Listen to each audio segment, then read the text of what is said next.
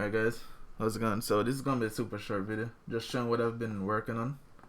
So I got this jump drive thing going, I put the ship in there, and then I have a shaky mount for a different camera. It's at the same spot as the chair. And let me show you the code for it, for the jump drive. The jump scene, this long thing here. Custom shader. So I made 2 layers, and I'm using a noise texture, and then the 2 different colors, so it could look, good.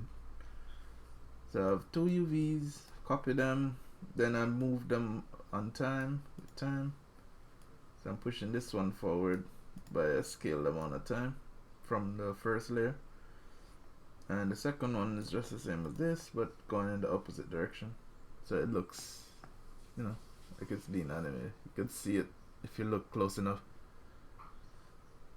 Then I apply layer 1, get noise texture for the first UVs, get the RGBs, same with layer 2, then multiply them by the colors, and then add them together, and then export that as the final.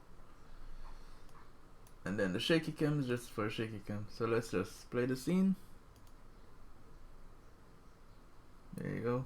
That's pretty much what I've done for this scene. Alright guys, take care. I might stream Thursday again, so I'll be doing some more work. Alright guys.